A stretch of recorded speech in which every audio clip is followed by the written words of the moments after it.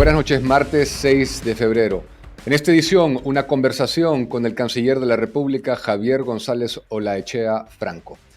El sistema interamericano de derechos humanos, ¿qué va a pasar en la relación de nuestro país con la Corte Interamericana de Derechos Humanos y con la Comisión? ¿Qué ruta vamos a seguir? ¿Nos vamos a salir? ¿Vamos a combatir desde dentro? Así como los recientes nombramientos en Washington, D.C., en Costa Rica, nuevos embajadores del Perú, el APEC, la organización de nuestro país que es el anfitrión de tan importante foro económico internacional Asia-Pacífico que culminará en diciembre de este año, así como otros temas. Todo eso y más en esta conversación que tengo para ustedes con Javier González Olaechea Franco, el canciller actual. Y un par de cosas que quiero comentar antes de empezar es que la Fiscalía ha citado al excomandante general de la Policía Nacional del Perú, Jorge Angulo, a quien tuve oportunidad de entrevistar la semana pasada, como ustedes vieron, que fue irregularmente removido del Comando General, para declarar por los presuntos inmiscuimientos, las presuntas injerencias del actual ministro del Interior en los pases a retiros, en los ceses, en los cambios, ¿no?, de colocación de los oficiales en la Policía Nacional del Perú, entre los cuales, según ha denunciado Angulo, estaría él. Angulo ha sostenido que Víctor Torres pidió su cabeza, ¿no? En otra información, ayer les comenté que el actual jefe, el presidente de la Autoridad de Transporte Urbano, José Aguilar, estaba inmiscuido en concesión de un contrato irregular de 500 millones de soles durante el gobierno de Martín Vizcarra. Pues bien, ha presentado su renuncia hoy. Y creo que hace bien porque mientras se investiga un hecho de esta magnitud de delito, no puedes seguir al frente de un órgano como es la Autoridad de Transporte Urbano. Desde luego que no. Así que estaremos pendientes de eso y según lo que hemos anunciado, hoy está con nosotros el canciller de la República, Javier González Olaechea Franco. Bienvenido, canciller. Muchísimas gracias, Diego.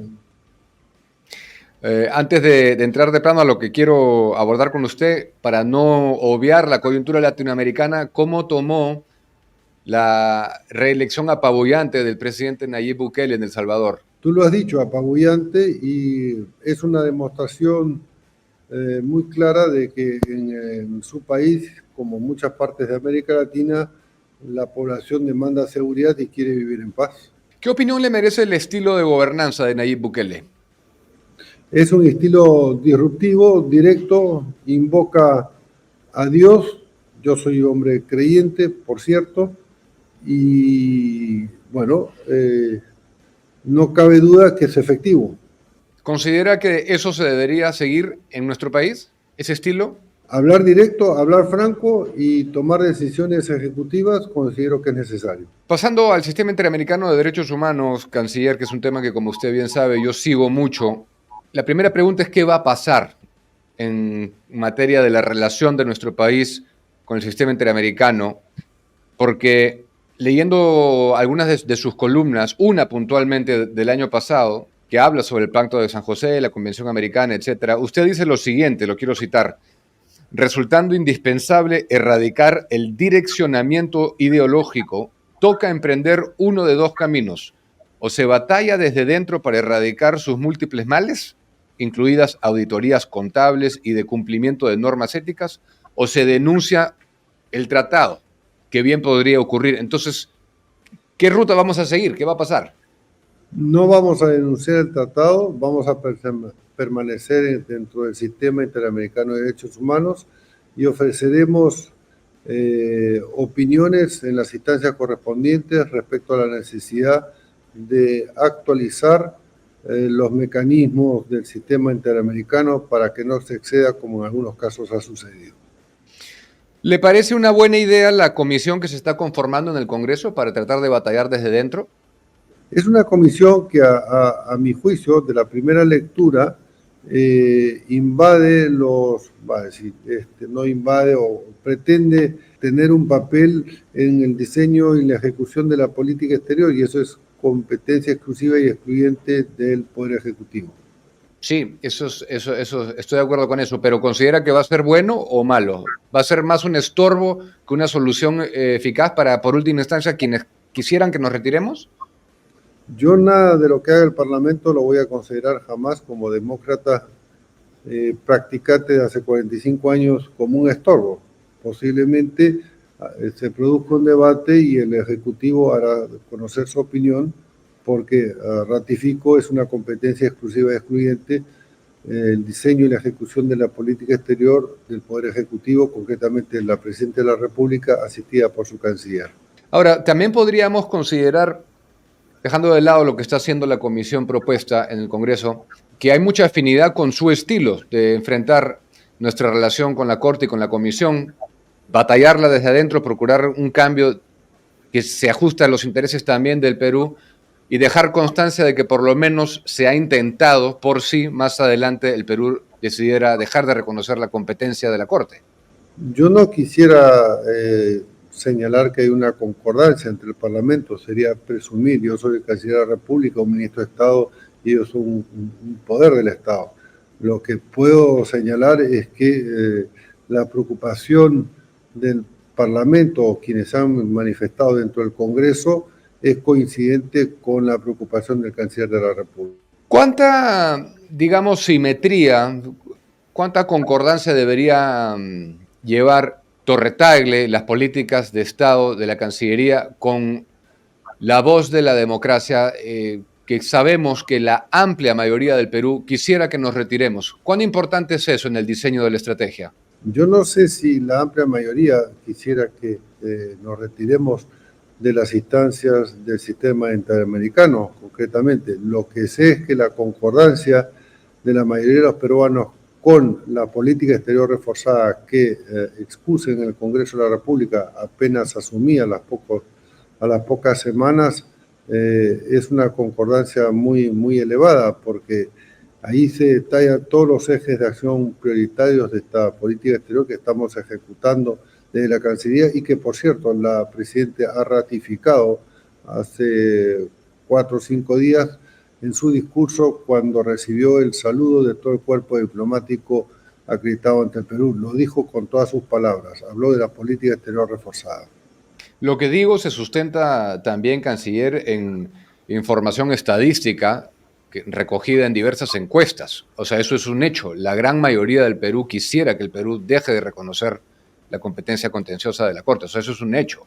Bueno, las encuestas son un hecho. Los resultados posiblemente se aproximen a la realidad, pero eso no significa que el gobierno tenga que tomar siempre en cuenta para adoptar decisiones lo que se dice en las encuestas. Lo concreto respecto al sistema interamericano es que daremos elementos suficientes para la reflexión entre los Estados miembros, sea ante la Asamblea General o el Consejo Permanente de la OEA, para que se discutan propuestas de cambio. Así es, y ahí es donde quiero llegar. Entonces, usted está de acuerdo, su postura es permanezcamos, sigamos reconociendo San José, pero procuremos algunos cambios a la interna que se ajusten a nuestros intereses, por lo menos. Que se ajusten a los intereses originales de la fundación del sistema interamericano, concretamente de todo aquello que estaba previsto y que con el tiempo se ha desvirtuado un poco, y es la posición de la Cancillería y es la posición del gobierno de Perú. Justamente hablando de eso, de que se ha desvirtuado un poco y se ha apartado del espíritu original de la Convención Americana, ha señalado usted que tanto la CIDH como la Corte tienen un sesgo, esas son sus palabras, y se ha extralimitado en sus atribuciones. ¿Nos podría dar algunos ejemplos? Te doy solamente uno, y rápido. Cuando el señor Castillo, producido el golpe, fue internado en la instalación policial correspondiente, ni siquiera la esposa del señor Castillo señaló que se lo había maltratado físicamente. Sin embargo, los 2 o 3 días, cual veloces comisionados vinieron del sistema interamericano a verificar el estado de salud del presidente Castillo, lo cual a mí en su momento, yo no era canciller, me pareció de una audacia, de una temeridad y casi insultante para el país.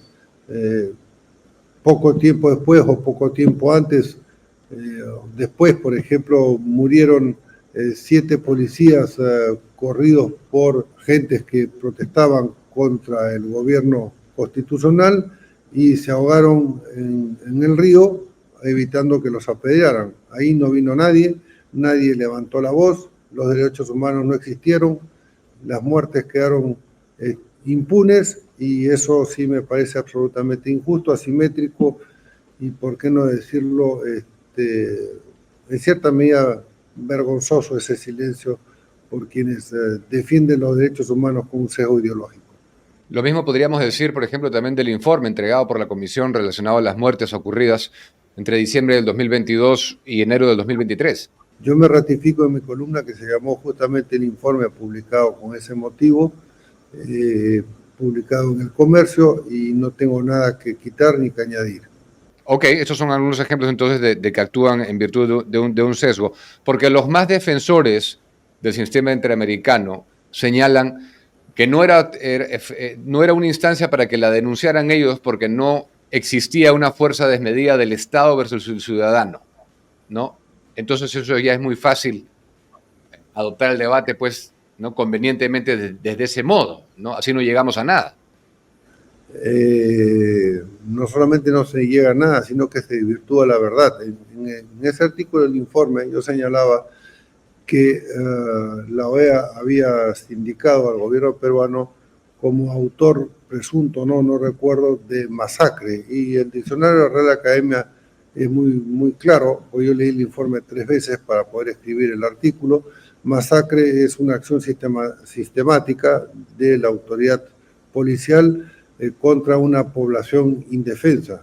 Bueno, todos vimos las imágenes y no hubo un ataque a una población indefensa y tampoco entonces hubo una masacre.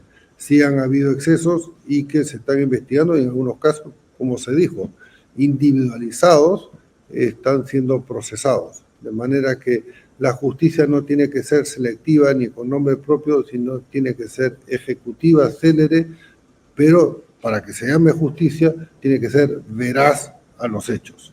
De acuerdo, entonces para terminar este tema y pasar al siguiente, canciller, y dejar clara su postura, Perú permanece, no hay ninguna intención abierta de salir, buscará cambios a la interna y defender los intereses del país, y eso es... Solamente los intereses de una gran cantidad de países y ¿cómo te lo puedo decir? De mucha gente que en otras partes de América Latina considera que las instancias respectivas del sistema interamericano de derechos humanos se ha extralimitado y se ha parcializado. Eso resulta evidente y lo vamos a hacer con todo el respeto del caso. Yo ya se lo adelanté en una conversación telefónica al secretario general, a Almagro, hace un mes y medio o 2 aproximadamente, y aquí no hay nada que ocultar. Las cosas se tienen que decir como a mí me gusta, directas, en un lenguaje respetuoso, pero sin omitir lo que hay que subrayar y especialmente lo que hay que cambiar y cómo hay que cambiarlo. Sí, y eso ya es un cambio bastante importante en el tenor de la conversación, del debate nacional, por lo menos que esté sobre el tapete eso, porque otro de los temas, y con esto acabo lo del sistema interamericano, que nosotros reportamos en edición especial, como usted bien sabe, fue el financiamiento, la manera de financiar del sistema que considero yo absolutamente inmoral y que vicia todo vestigio de justicia. Ahora, quiero cambiar de tema, si me permite, canciller. ¿Hay algo más que agregar sobre esto? No, está muy claro. Ok. APEC, una instancia importante. Diciembre de este año sería la fecha culminatoria, ¿no? La más importante de las reuniones de los jefes de Estado. ¿Qué comentarios sobre esto y cómo va todo lo que involucra a la APEC?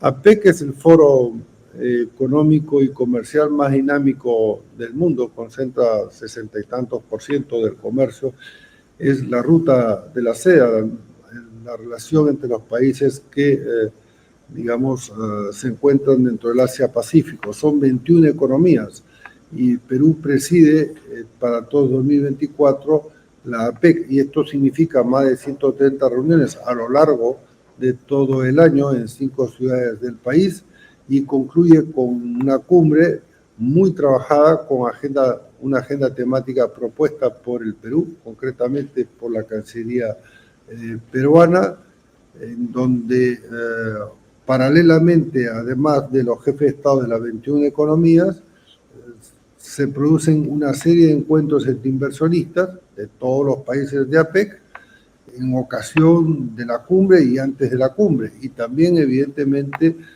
estamos previendo hacer APEC sectoriales, por así decirlo, por lo pronto la posibilidad inminente de hacer una APEC, una reunión de los 17 países, de los 21 países que son mineros, una suerte de APEC minero dentro de APEC, porque reconocemos, en primer lugar, que la iniciativa privada y el emprendimiento y la empresa es la que genera la riqueza en general, la que tributa, la que le permite al Estado hacer políticas sociales y, evidentemente, en este caso, otorgarle prioridad a las políticas públicas, dentro de ellas, en primer lugar, combatir la delincuencia.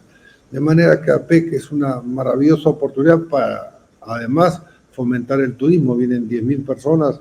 Nosotros somos campeones en gastronomía y yo he invocado en un artículo el 1 de enero en el comercio a que todos nos podamos en modo APEC para mostrarnos como somos un pueblo anfitrión, pero tiene una serie de iniciativas. La semana antepasada en San Marcos se lanzó APEC Ciudadano, que es una iniciativa de la Cancillería, antes no se ha hecho, para que en talleres, en universidades, en municipalidades, a lo largo de las 5 ciudades donde se va a desarrollar, se pueda conocer con toda claridad cuánto beneficia que el Perú sea sede de APEC.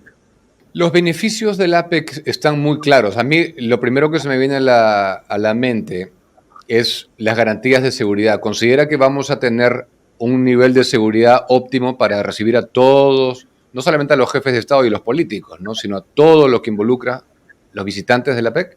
Bueno, justamente esa fue una de las principales, quizás la principal preocupación, porque encabezo la comisión organizadora, por así decirlo, con un grupo de profesionales de Torretales muy estable que tiene mucha experiencia, lo cual me da mucha tranquilidad. Pero el tema de la seguridad es un capítulo y hemos establecido una línea de base para decir dónde estamos en materia de seguridad y cuáles son las necesidades de una APEC de 2024, donde hay delincuencia transnacional organizada y que además va y viene sin fronteras. Entonces, vamos a asegurar, porque además también así lo requiere esta categoría de evento tan importante, la seguridad de todos los miembros, de todos los participantes, mejor dicho, de APEC, incluyendo la población peruana, por cierto, porque a nadie se la va a pedir que se quede en su casa, ¿no?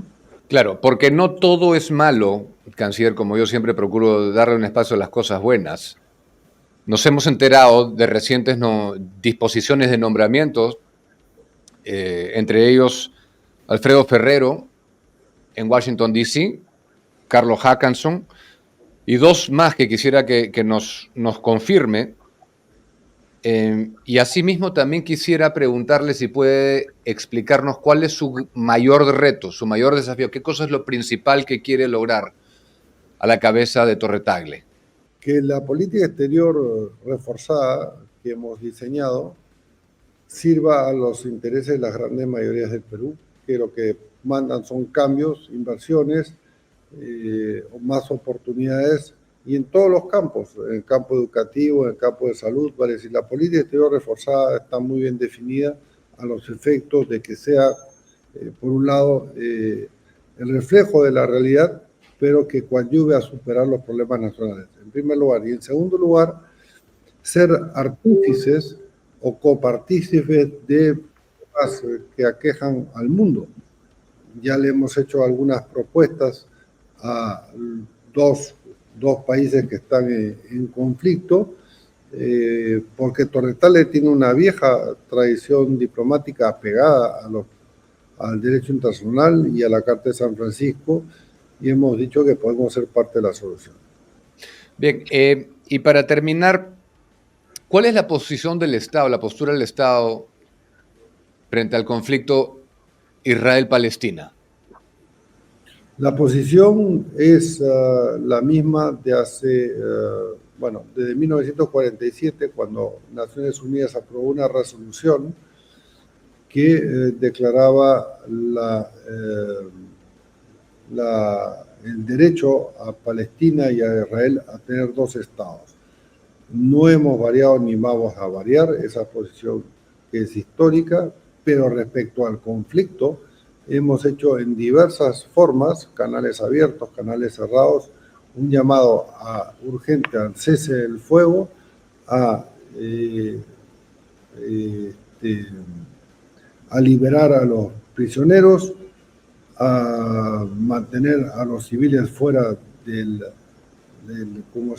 conflicto, a abrir un corredor humanitario irrestricto y posiblemente se me escape algún elemento más. Iniciar un proceso de diálogo y negociaciones. Y ahí justamente está la propuesta de que el Perú puede ser parte de un grupo de países que, como no está involucrado con las manos en la masa, por así decirlo, en el conflicto, con su vieja trayectoria diplomática respetada más allá del continente, puede ser un elemento facilitador del diálogo y de propuestas de solución. Porque hay que recordar, y con esto podemos concluir si te parece, Diego, en el año 2008 hubo algo que se llamó los Acuerdos de Ginebra o algo parecido. Se sentaron académicos y expertos de un lado y del otro, pero que no tenían responsabilidades de gobierno, y llegaron a unas conclusiones que era una suerte de embrión de acuerdo a la paz.